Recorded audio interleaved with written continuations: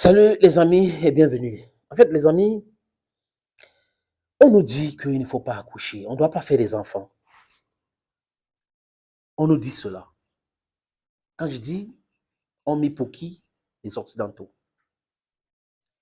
Ils donnent les aides. Et dans ces aides-là, ils dictent ce que nous devons faire. Le genre de loi que nous devons avoir dans notre pays. L'Ouganda, Rwanda, beaucoup d'autres pays ont refusé cela. Et j'ai vu quelques secondes de la conférence de presse d'Emmanuel Macron et le président ghanéen quand il était en visite au Ghana. Et le président ghanéen a dit quelque chose de très important. Vous ne pouvez pas prétendre nous aider à nous développer parce que ça n'existe pas. Il n'y a pas je t'aide à te développer. Tu te développes. Vous ne pouvez pas prétendre faire cela et vous nous dictez ce que nous devons faire. Donc, vous nous imposez vos valeurs. Si vos valeurs, c'est la monogamie, ce que j'en doute, c'est l'homosexualité, c'est de votre droit. Personne ne va venir chez vous vous imposer autre chose. Mais quand vous refusez que ailleurs, les gens n'acceptent pas vos valeurs et que vous voulez les imposer par le biais de milliards, de la politique, de la peur, des sanctions, c'est là où ce n'est pas normal. Ils ont fait des campagnes de birth control ici et là. La raison était simple. Contrôler la population mondiale pour maintenir le status quo et maintenir aussi leur hégémonie. C'était bien cela. Parce qu'ils se sont dit, nos valeurs sont en train de faire baisser nos populations. Nous prenons l'homosexualité. Pour eux, c'est les droits de l'homme. Si nous avons 100 personnes dans notre pays qui parlent en Occident et que 25 hommes, ou disons 20 hommes, sont homosexuels, donc 10, ça fait 20. On a 80. 20 femmes sortent ensemble, ça fait 40 personnes. On est resté avec 60 personnes.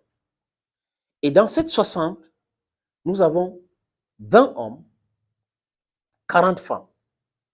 Et que les 20 hommes se marient à 20 femmes. Regardez bien, écoutez bien cette image et ces métaphores. On aura combien de personnes qui vont rester? On aura 20 femmes qui vont rester sans mari.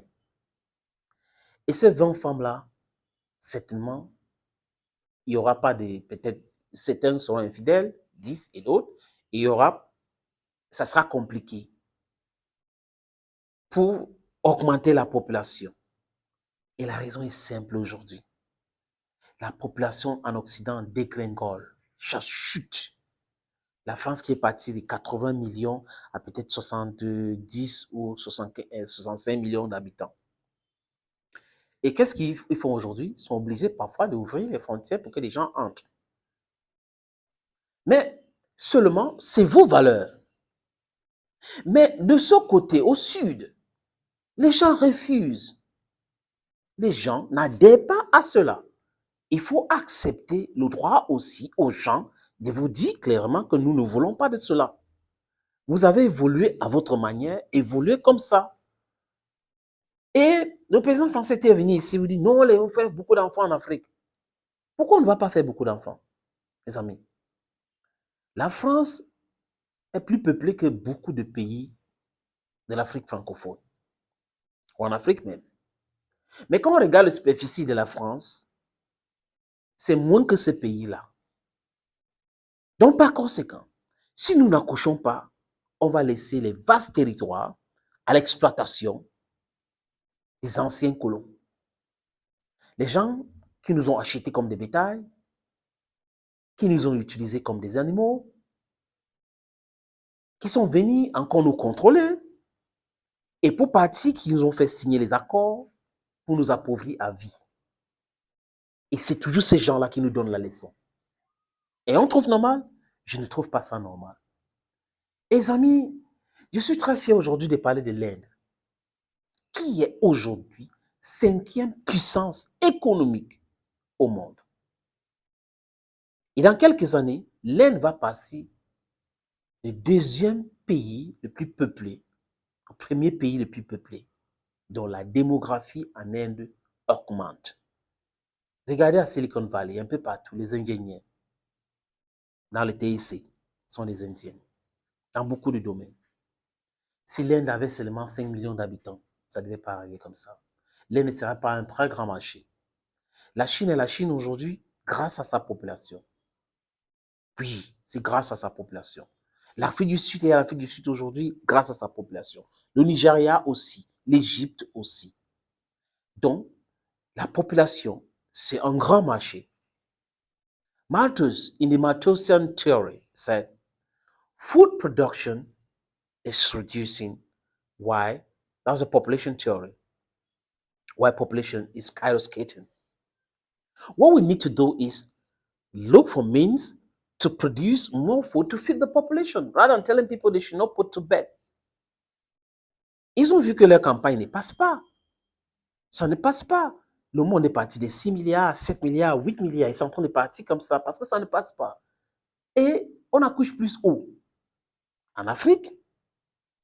Qu'ils ont pompé les campagnes, il ne faut pas accoucher parce qu'il faut que nous restons sous-peuplés pour qu'ils puissent nous influencer pour toujours. Et en Asie.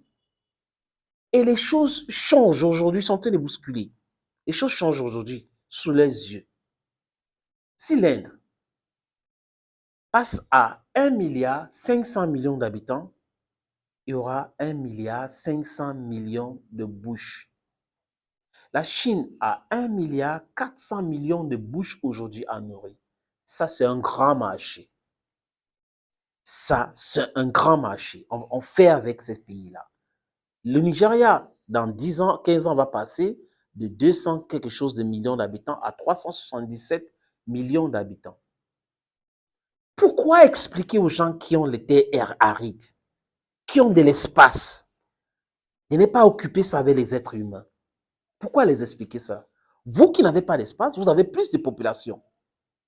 Vous n'avez même pas le sous-sol qui est riche. Vous exploitez les sous-sols des autres pays. Et vous dites à ce pays-là de ne pas accoucher. He who has ears should hear. And India is speaking. China also is supporting. They have banished their one-child policy today in China. So they're even supporting people to put to bed. 1, 2, 3, 4. Why not in China? They need people. They need population. Population is power. Population is market. Population is intelligence. We need people in Africa. Mes amis, je vous suggère de regarder cette petite vidéo qui parle de l'Inde qui est devenue aujourd'hui a call for attention. Let's watch. Thank you. L'Inde compte désormais plus d'habitants que tout le continent européen. Depuis 1947 et son indépendance, le pays a vu sa population augmenter d'1 milliard de personnes. Un habitant sur 2 est âgé de moins de 28 ans et les défis pour la société sont immenses. Les gens vivent dans des conditions de surpopulation, avec très peu d'espace et aucune infrastructure. Il y a un manque d'accès flagrant à l'éducation et à la santé. En Chine, en revanche, la population est déjà en train de baisser. Explication, la politique de l'enfant unique, bien sûr, en vigueur jusqu'en 2016, mais aussi la hausse continue du coût de la vie, avec aujourd'hui un impact sérieux sur les naissances. Pour nous les jeunes, élever un enfant comporte beaucoup de stress. Le taux de croissance démographique du pays va continuer à baisser. Alors quels seront les nouveaux équilibres mondiaux en matière de population? Voici les pays les plus peuplés aujourd'hui. L'Inde, désormais en tête. En deuxième position, la Chine, puis les États-Unis, l'Indonésie, le Pakistan et le Nigeria. D'ici la fin du siècle, la Chine pourrait voir sa population baisser de moitié et le Pakistan et le Nigeria, eux, gagner un poids démographique considérable. Ils compteront chacun à la fin du siècle environ un demi-milliard d'habitants. Alors que la Chine, en 2100, pourrait compter 2 fois moins d'individus que l'Inde. Dans ce scénario, élaboré par les Nations Unies, il reste une inconnue, et non des moindres, l'impact du réchauffement climatique. Et l'Inde qui va donc peser de plus en plus en termes de population, mais aussi en termes d'influence. Le pays est par exemple la plus grosse usine à ingénieurs du monde, un secteur devenu un moteur social dans certaines régions. Marion Lawamène et Anida Saifi sur place. Microsoft, Google, Twitter, Adobe ou encore IBM, ces ingénieurs devenus PDG de la Silicon Valley ont tous un point commun, ils sont indiens. Ce n'est pas une coïncidence, l'Inde est la plus grande fabrique d'ingénieurs au monde. 350 000 sont formés chaque année, c'est plus que les États-Unis et l'Europe réunis. Certains de ces parcours ressemblent à des contes de fées. Padvatoli, au nord de l'Inde, est surnommé le village des ingénieurs. Chaque maison en abrite au moins un, c'est une obsession.